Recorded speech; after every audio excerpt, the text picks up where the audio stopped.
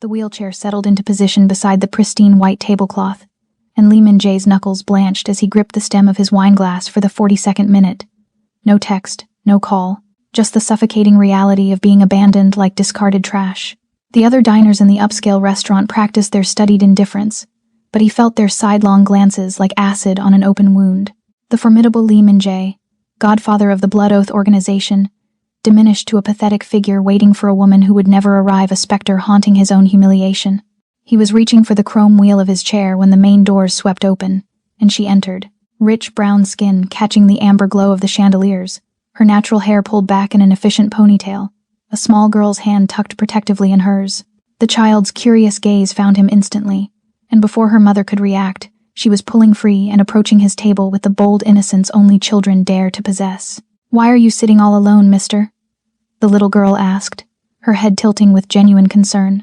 The woman's sharp intake of breath followed half a heartbeat later as she rushed forward, apologies already forming, but Lee Min-jae couldn't tear his eyes from her face, exhausted but warm, guarded but kind, and remarkably, utterly unintimidated by the man whose name made grown criminals flinch. Sandra Peterson had exactly dollar transcript in her checking account, and $89 in tips folded in her apron pocket, a reality she refused to dwell on as she pushed through the brass doors of the Meridian with her 7-year-old daughter's hand warm and trusting in hers.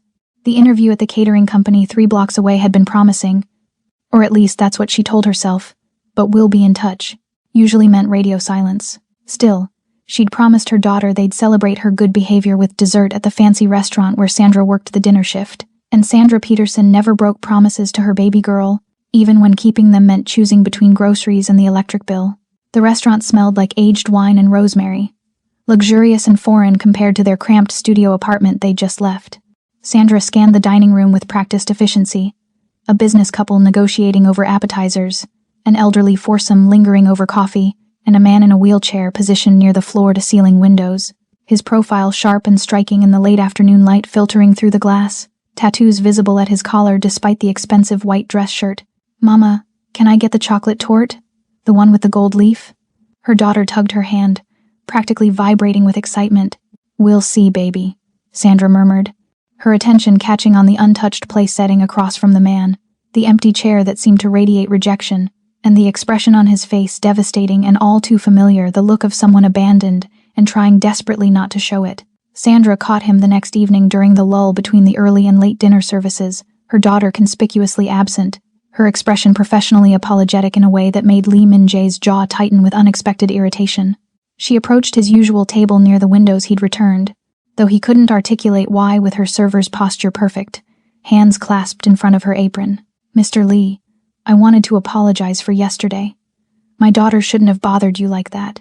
It was inappropriate, and I—" "Stop." The single word cut through her rehearsed speech like a blade through silk. He set down his wineglass with deliberate care, his dark eyes lifting to meet hers with an intensity that made her breath catch. "Your daughter wasn't rude. She was honest. Do you know how rare that is in my world?" Sandra's carefully constructed composure faltered. She opened her mouth, closed it, and he saw something flicker across her face, confusion mixed with cautious curiosity. She saw a man alone and asked why. He continued, his voice low enough that the neighboring tables couldn't eavesdrop. "No calculation, no fear, no pretense. That doesn't happen to me. Ever." He paused, studying her with the same calculated assessment he used on potential business associates. Except he found himself cataloging different things. The exhaustion shadowed beneath her eyes, the worn edges of her work shoes, the way her spine stayed rigid despite obvious fatigue. "You raised her to have courage and compassion. That requires strength most people don't possess." The words seemed to strike something deep inside her because her professional mask cracked just enough for him to glimpse the woman underneath, fierce, protective, running on fumes and sheer determination. Sandra's voice came out rougher than she intended. "Thank you. That's kind of you to say. I'm not kind." He reached into his jacket pocket and withdrew a small business card, matte black with silver embossing. "But I am observant, and I recognize value when I see it. Is your daughter here tonight?" The question clearly caught her off guard. "She's with my neighbor." "Why?" Lee Min-jae's lips curved into something that wasn't quite a smile. "Because I promised myself if I saw you again, I'd offer her that chocolate torte she was eyeing. Bring her tomorrow, 6 o'clock, my treat." "Mr. Lee, we can't possibly." "You can. You will." He slid the business card across the white tablecloth with 2 fingers, the gesture somehow both casual and commanding. "And when you come, we'll discuss an opportunity that might interest you. A position, one that pays considerably more than waiting tables." His eyes held hers, and she saw something unexpected in their depths, not pity, but recognition, like he understood exactly what it meant to fight while the world watched you struggle. "Call the number on that card before 5 tomorrow. Confirm you're coming. If you don't, I'll assume you're not interested, and I won't ask again." Sandra stared at the card like it might bite her, then slowly reached out and took it, her fingers trembling almost imperceptibly. "What kind of position?" "The kind that solves problems," he said simply. "Including yours.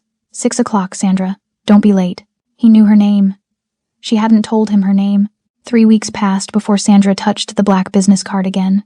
It had lived in her apron pocket through countless shifts, growing soft at the edges from her nervous habit of running her thumb across the embossed silver lettering. She'd brought her daughter to that dinner. How could she refuse after seeing the hope light up those young eyes, and watched Lee Min-jae treat them both with a careful courtesy that felt more dangerous than kindness? He'd asked questions. Simple ones. About her daughter's school, her favorite subjects, what she wanted to be when she grew up. He'd listened with the focused attention of someone conducting an interrogation, except his eyes had been warm, almost gentle. Then he'd slid an envelope across the table. Inside, a job offer typed on heavy cardstock. Personal assistant, salary that made her head spin, benefits that included private healthcare and education stipends. She'd taken it home, read it 17 times, and never called the number. She couldn't afford to enter his world. Men like Lee Min-jae didn't offer salvation, they offered transactions, and the cost always came due eventually. But the universe had a vicious sense of timing. Sandra was halfway through her Thursday evening shift when her phone buzzed with a number she didn't recognize. Her neighbor's panicked voice crackled through. Her daughter had fallen at the playground. Possible broken arm. Ambulance called. The emergency room visit turned into x-rays, which turned into a consultation with an orthopedic surgeon, which turned into a bill that landed in her trembling hands like a death sentence. $8,462. She had $891 in savings. No insurance that covered this. No family to call. No options except payment plans that would strangle her budget for the next 5 years, assuming they'd even approve her. Sandra sat in the hospital corridor with her sleeping daughter's head in her lap, the little girl's arm now casted and cradled carefully, and pulled out the business card with hands that had finally stopped shaking from adrenaline. The embossed letters caught the fluorescent lighting. Lee Min-jae, private line. Her thumb hovered over her phone screen for a full minute before she typed the message. "This is Sandra Peterson. Is your offer still available?" The response came in less than 30 seconds. "Yes. My driver will collect you tomorrow. 10 a.m., bring your daughter, we'll talk." Sandra closed her eyes and felt the weight of the decision settle into her bones like stones sinking in deep water. She'd been drowning for years, working herself to exhaustion and still falling behind. Maybe it was time to stop fighting the current and see where it carried her. Even if the man offering the lifeline was the most dangerous person she'd ever met. Her phone buzzed again. "The medical bill has been handled. Consider it a signing bonus." Sandra's breath caught in her throat. She looked down at the invoice still clutched in her other hand, then back at the message on her screen. He'd known. Somehow, impossibly, he'd known exactly when she'd break. The black town car idled outside her apartment building at exactly 10 a.m., sleek and out of place among the rusted sedans and dented pickup trucks that lined the cracked pavement. Sandra watched it from her third-floor window, her daughter pressed against her side, the girl's casted arm cradled protectively. The driver stepped out, a broad-shouldered man in a dark suit, who moved with the controlled efficiency of someone trained for violence, and opened the rear door. Lee Min-jae didn't emerge. Instead, his voice carried up through the morning air, calm and unmistakable. "Sandra, we can talk here, or you can come down. Your choice." She felt her daughter's curious gaze on her face, those innocent eyes that trusted her to make the right decisions, to keep them safe, to somehow make their broken life whole again. Sandra kissed the top of her head and murmured for her to stay inside with Mrs. Chen next door, then descended the narrow stairwell with legs that felt like lead. He was waiting at the bottom, his wheelchair positioned near the building's entrance where the morning light cut harsh shadows across his face. Up close, in the unforgiving daylight, she could see the full extent of the tattoos that crawled up his neck, intricate patterns that probably meant something deadly in his world. His white shirt was crisp despite the humidity, his dark slacks perfectly tailored, even seated. He looked like he'd been carved from expensive marble and dropped into her neighborhood like a beautiful, dangerous artifact. "You look exhausted," he said without preamble, his eyes tracking the dark circles beneath hers, the way her hands twisted together. When did you last sleep a full night? The question was so unexpected, so intimate, that Sandra's defenses cracked. I don't remember. Honest. He nodded once, as if she'd passed some test. Let me be equally honest with you. I know about the medical bill $8,462. I know about the $1,700 you owe in back rent. I know about the credit card debt that's climbing toward $11,000. And I know your car needs a transmission repair you can't afford. His voice remained conversational, almost gentle, but each revelation felt like a scalpel peeling back her skin. I know you work 60-hour weeks and still can't cover your daughter's school expenses. I know her school is 3 blocks from a neighborhood with an active gang presence, and I know you walk her there every morning because you can't trust anyone else to keep her safe. Sandra's breath had gone shallow, her vision tunneling. How? Does it matter? He leaned forward slightly, his hands folded in his lap with deceptive calm. What matters is this. I'm offering you a way out. Personal assistant position, $100,000 annual salary, full benefits that include private health care with no deductibles, education stipend for your daughter that covers private school tuition, and a housing allowance that will get you both out of this building and into somewhere safe. He paused, letting the numbers sink in like anchors. The work is legitimate, managing my schedule, handling correspondence, organizing meetings. You'll see things most people don't see, hear things most people shouldn't hear, but you'll never be asked to participate in anything illegal. Why me? Her voice came out barely above a whisper. Because you have something I need more than fear or loyalty. His dark eyes held hers with unsettling intensity. You have integrity that hasn't been broken by desperation, yet. He glanced up at her window, where she knew her daughter was probably watching despite instructions. I need an answer by 6 o'clock tonight. After that, the offer expires, and we both go back to our separate worlds. Think carefully, Sandra. Some lifelines only get thrown once.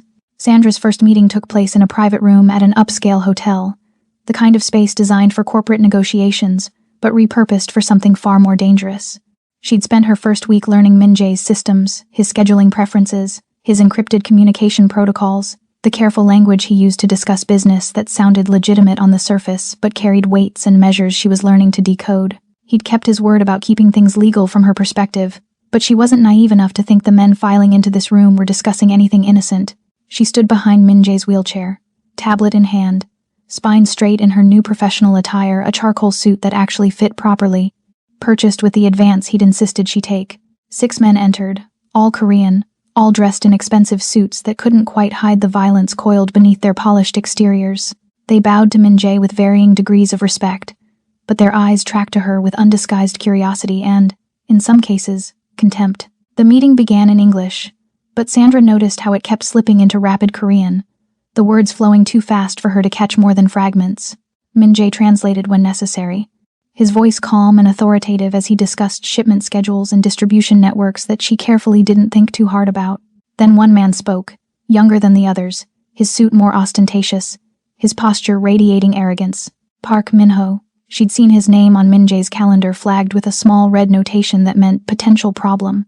Min-ho leaned back in his chair, his gaze sliding over Sandra with barely concealed disdain, and said something in Korean that made 2 of the other men shift uncomfortably.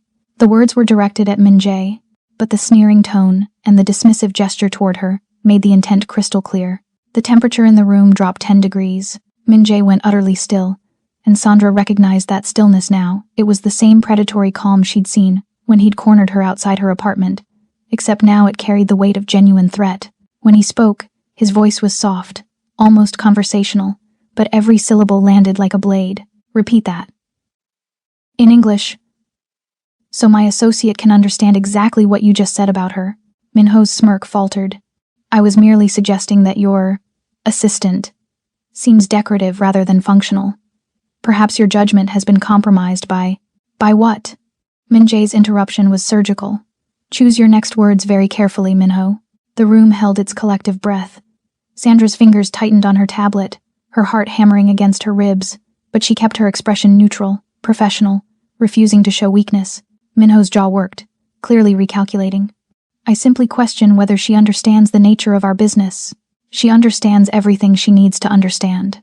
Min Jae wheeled forward slightly, closing the distance between them without ever leaving his chair, and somehow the motion carried more menace than if he'd stood and advanced. But let me clarify something for everyone in this room. Sandra Peterson is my personal assistant. She has my complete confidence and my complete protection. Any disrespect shown to her is disrespect shown to me. Any threat made toward her is a threat made toward me." His eyes locked onto Minho with lethal focus.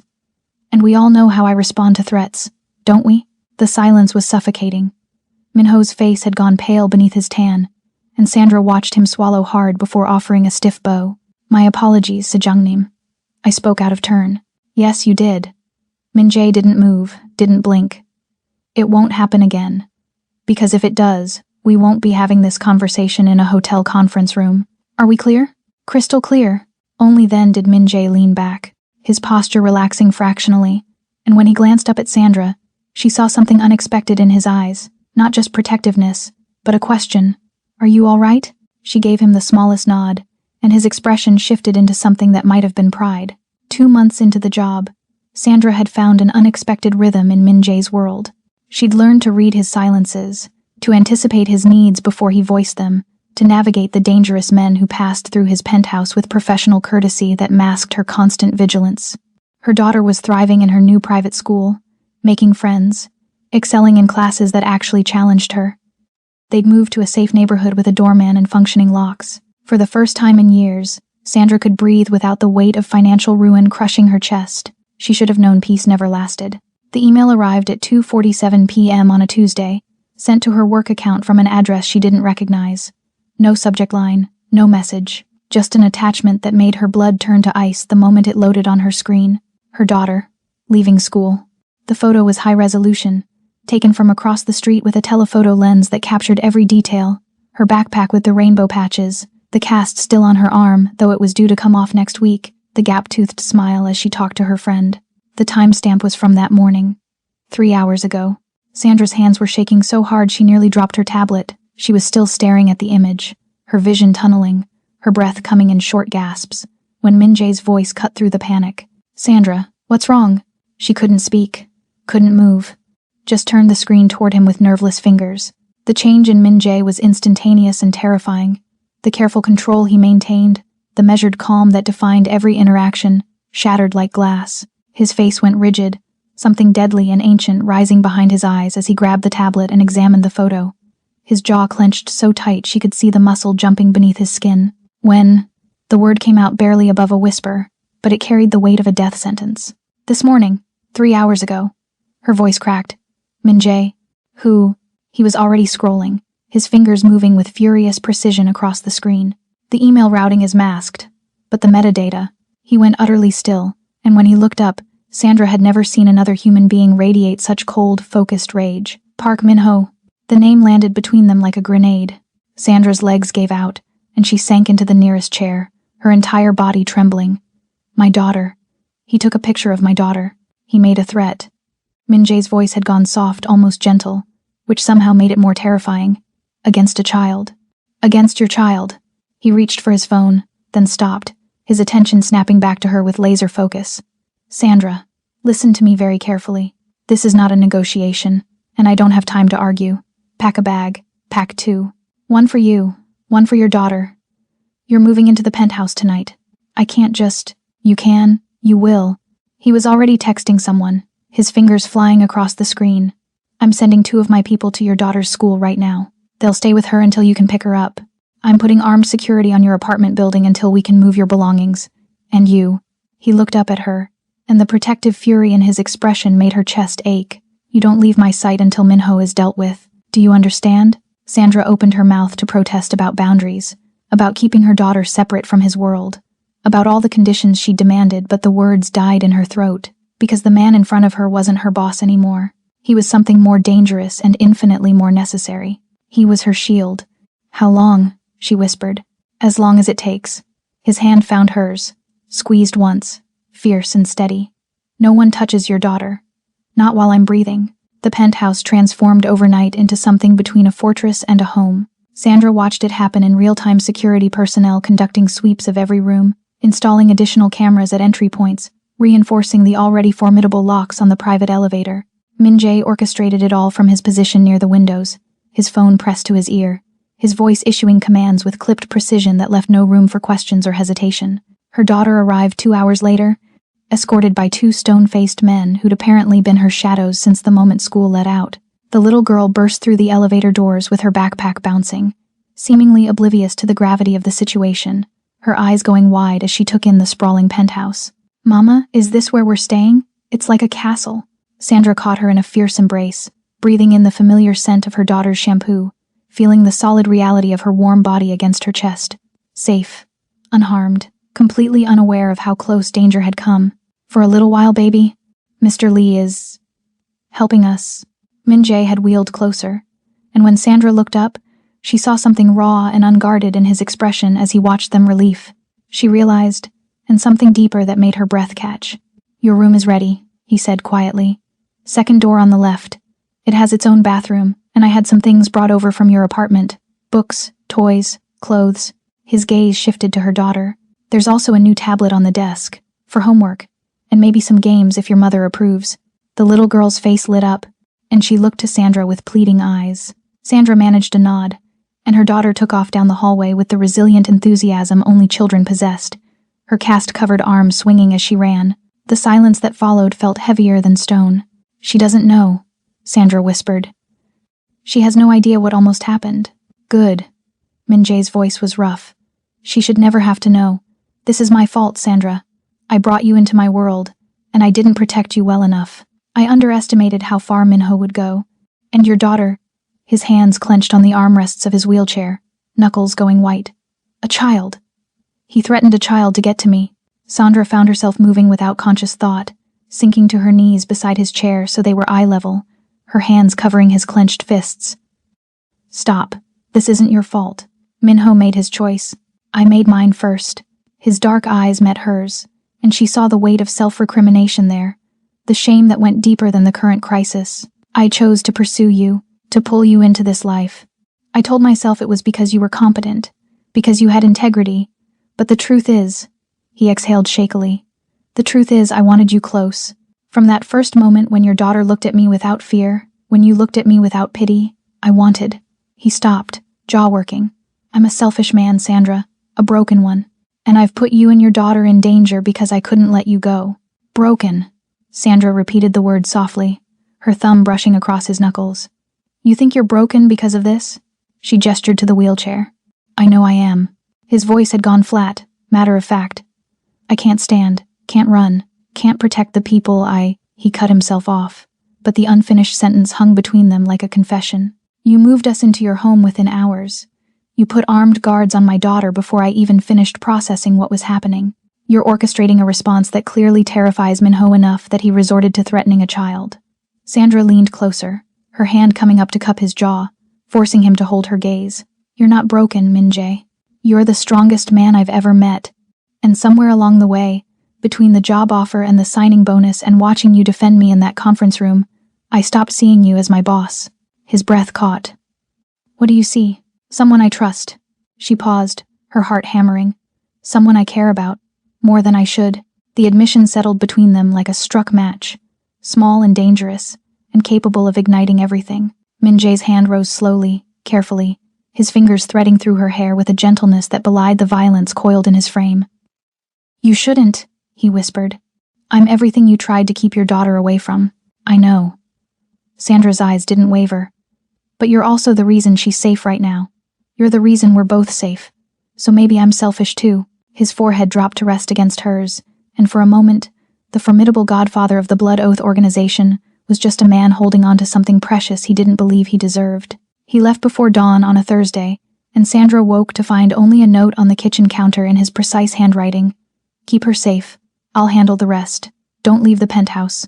3 days of silence followed. Sandra tried to maintain normalcy for her daughter's sake, helping with homework at the dining table, watching movies on the massive screen, exploring the penthouse like it was an adventure rather than a gilded cage. But at night, after her daughter fell asleep in the guest room surrounded by stuffed animals and new books, Sandra stood at the floor-to-ceiling windows and stared out at the city lights, her reflection ghostly in the glass, and wondered if Min Jae was still breathing.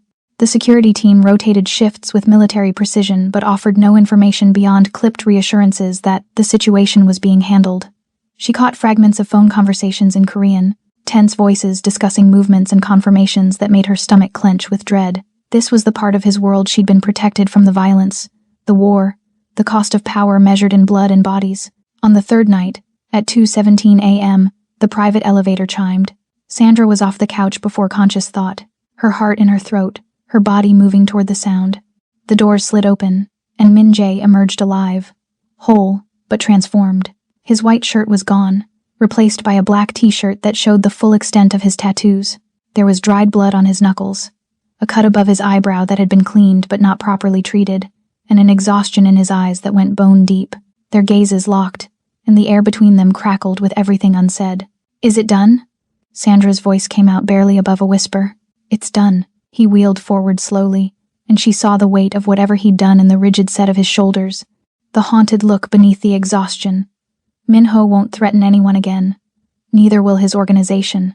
It's finished. Sandra closed the distance between them in 3 steps and dropped to her knees in front of his wheelchair, her hands finding his bloodied ones, not caring about the evidence of violence still marking his skin. "Are you hurt?" "No." The single word cracked on the way out. "Sandra, I need to know." I was terrified. The confession burst out of her like a dam breaking. "For 3 days, I didn't know if you were alive or dead, and I realized that somewhere between you paying my daughter's medical bills and defending me in that conference room and pulling us into your home to keep us safe, I stopped being able to imagine my life without you in it." Her voice shook, but she didn't look away. "I love you. I don't know when it happened or how, but I do. And if you died out there," his hand came up to cup her face, thumb brushing away tears she didn't realize were falling. "Stop. I'm here. I'm not going anywhere. You can't promise that." Her fingers tightened on his. "Your world doesn't allow for promises like that. Then let me promise you this instead." He leaned forward, his forehead touching hers, his voice dropping to something raw and unguarded. "Everything I did these past 3 days, every choice I made, every line I crossed, it was for you, for her, for the family you've become to me." His breath was warm against her lips. "I went to war, Sandra, and I won, because the alternative was losing you, both of you, and I'm not strong enough to survive that. Min Jae, be mine."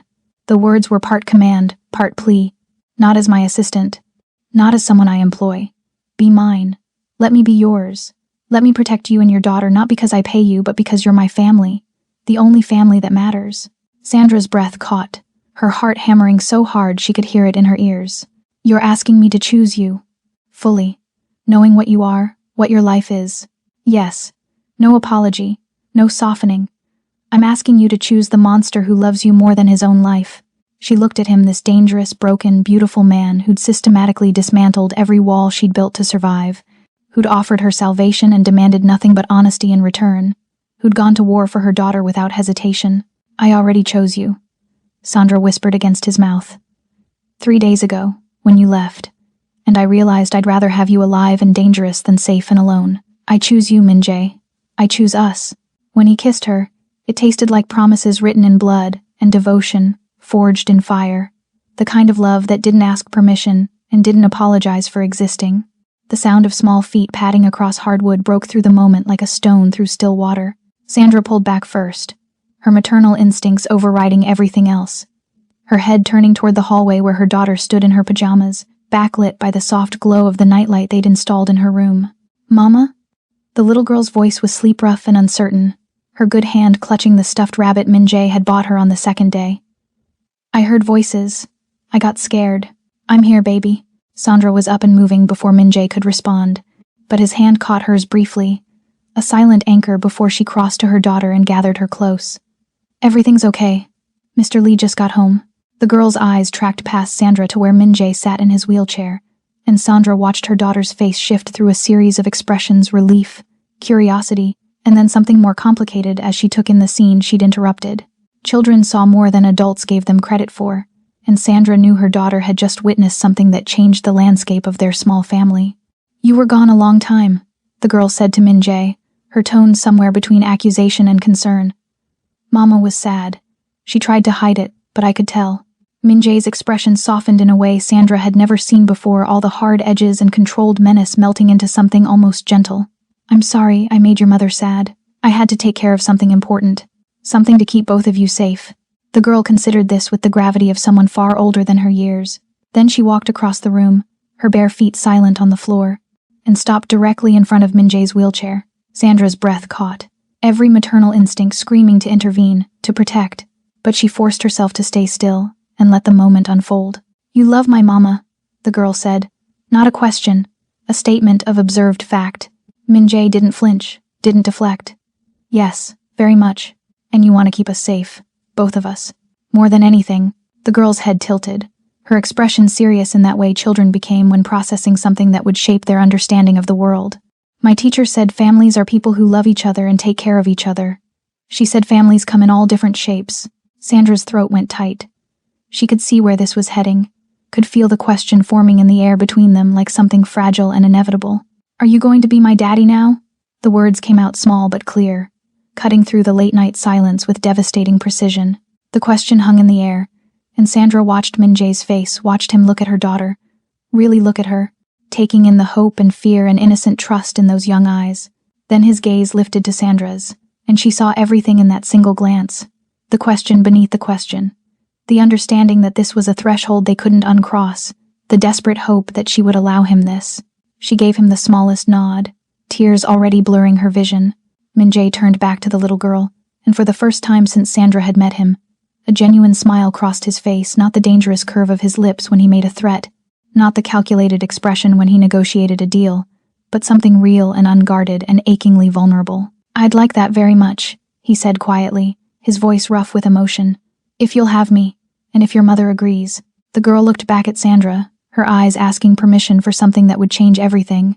"Yes," Sandra whispered, her hand pressed against her mouth as tears spilled over. "Yes, baby, if this is what you want."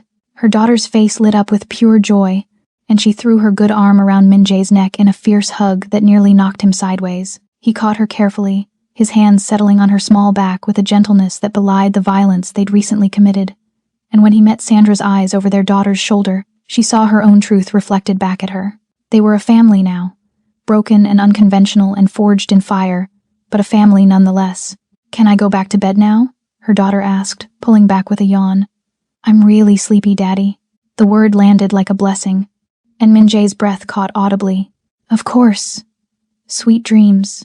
Sandra walked her daughter back to her room, tucked her in with whispered reassurances and a kiss to her forehead, and when she returned to the living room, Min-jae was exactly where she'd left him, his hands covering his face, his shoulders shaking with silent emotion. She knelt beside him again, pulled his hands away, and kissed him like a promise she intended to keep forever. 5 years later, Sandra stood at the penthouse windows, watching the city lights flicker to life as dusk settled over the skyline. Her reflection stared back older now, laugh lines at her eyes, a diamond ring catching the fading light.